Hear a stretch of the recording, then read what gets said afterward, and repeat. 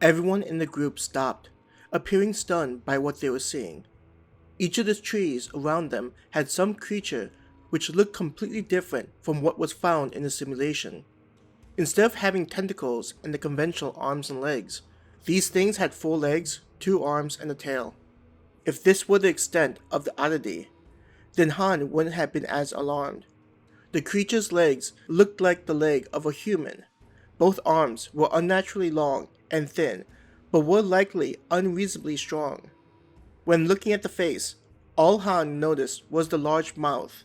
There didn't seem to be eyes or ears on the creature.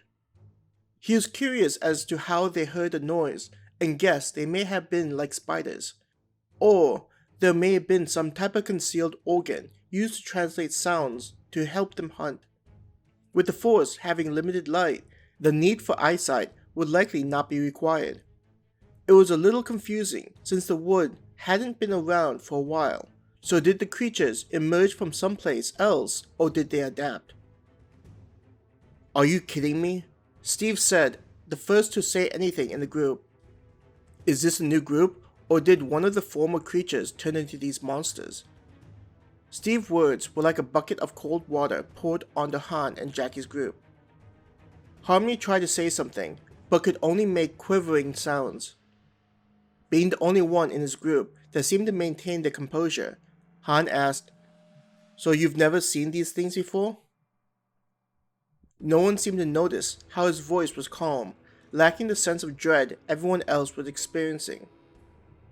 To answer his question, Lexi replied, "We've only run into the species seen in the simulations, though others have said that they've seen far different creatures, even compared to these things surrounding us. That's why those people were considered to be imagining things, especially with Charles, who's been adamant about his friends being inside the Force, still but likely running away from something." Kimberly added in a depressed voice. "So guys, what are we going to do about these things?" Jackie asked. "Be calm and don't move," Jade answered. "Though I'm starting to think that Charles was right all along, I don't want to make an assumption about these things. I do not see any eyes on them, and they don't seem to know that we're here. If we stay calm, we may be able to get out." Snapping of wood made everyone look at the source and saw Jiehua freezing along with the stick broken in half. Checking on the creatures, they saw that all of them were on alert and looking as if they were trying to locate the source of the sound.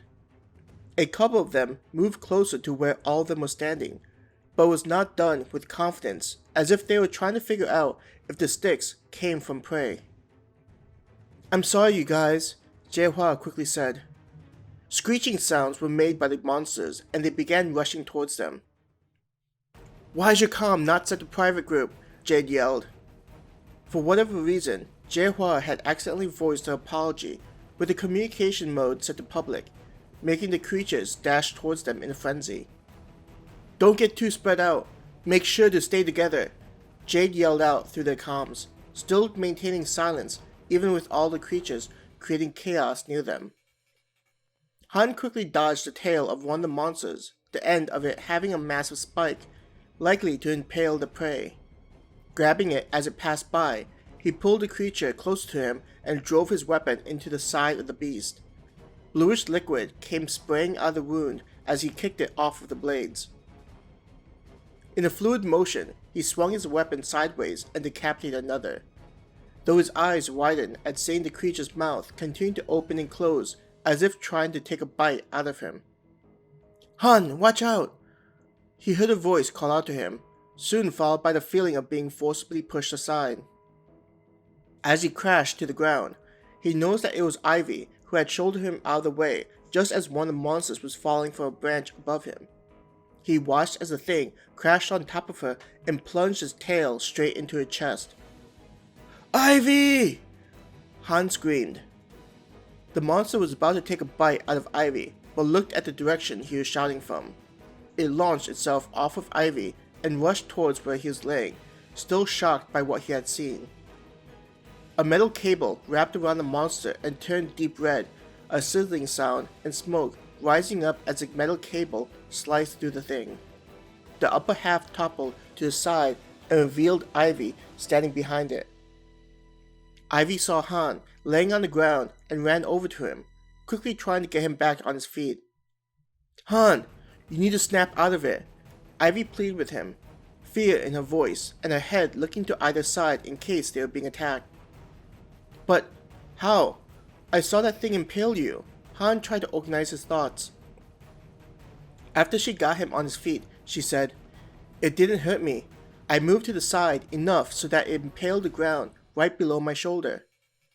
"I'm okay, Han." Turning him towards her, she stressed as he faced her helmet to his. "I'm okay." Numbly nodding his head, Han said, "We need to focus on killing these things." "I have your back." Ivy nodded her head. She moved to have her back against his. Feeling Ivy's back against his, Han felt his mind was clearing up and he was back to his usual self. Swinging his sword, Han cut off the tail of a monster and twisted the blade to block the swing of another monster strike.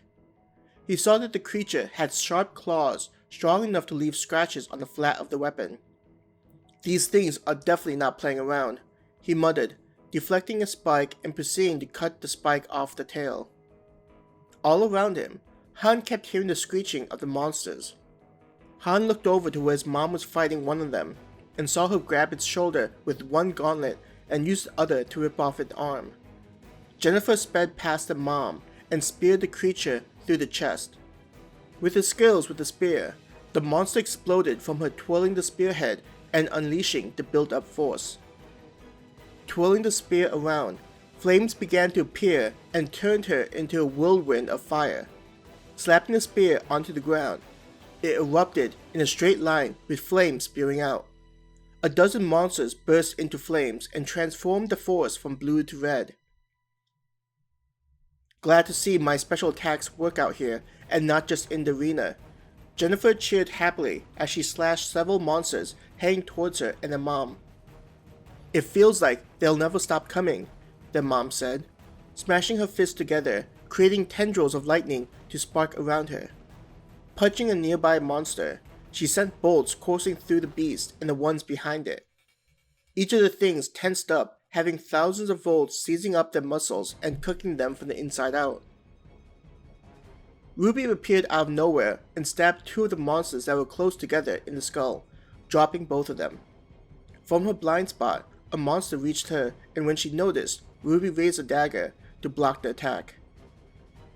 From the ground, tentacles made from shadows wrapped around the monster and prevented it from moving. A blade exploded out of its throat, and when it fell to the ground, Lexi was behind it. "You need to pay better attention, not get caught up in your most recent kill. If you're going to play the assassin role, you need to be constantly aware of your surroundings," Lexi criticized Ruby. Behind her, several monsters leapt towards her. Before any of them could reach her, they were frozen in place. With a sweeping gesture, she lithely lopped off the heads of each of them. "Thank you, Lexi. I'll make sure to improve my skills," Ruby said, her face turning red in embarrassment. Fading from view, she went off to find more monsters to kill. Seeing the never-ending horde of monsters, Han kept an eye out for all the various members in the group. Even Ruby appeared as a shimmer in his eyes, though his helmet didn't register the movements, unable to pierce through her ability. With one hand still on his weapon, Han reached into one of the many pouches around his waist. Reaching into it, he pulled out a large sapphire gem and a large moonstone gem. Slapping both into the many empty slots still available, he felt the mana raging through the blade. Unfolding his weapon, both gems glowed brightly and streaked in the air as he spun his sword above his head. "Everyone, stay where you are!" he yelled, hoping that everyone heard him.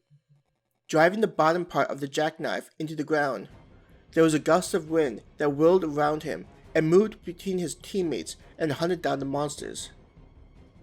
Han could tell that everyone was confused by what he was trying to accomplish, considering the wind wasn't strong enough to hurt even a leaf. After a moment passed and he felt it was ready, he yelled, "Welcome to my prison." From the ground, under each of the creatures, A patch of ice appeared, and in seconds encased each one of the remaining monsters. All of them were covered in several feet of solid ice, the tip of the prisons nearly reaching the branches above them. Only a few breaths passed before all the icicles began cracking and exploded into a mist, being blown away by the gentle breeze from earlier. All of the creatures they were battling against were gone, leaving everyone to turn towards Han looking for an answer.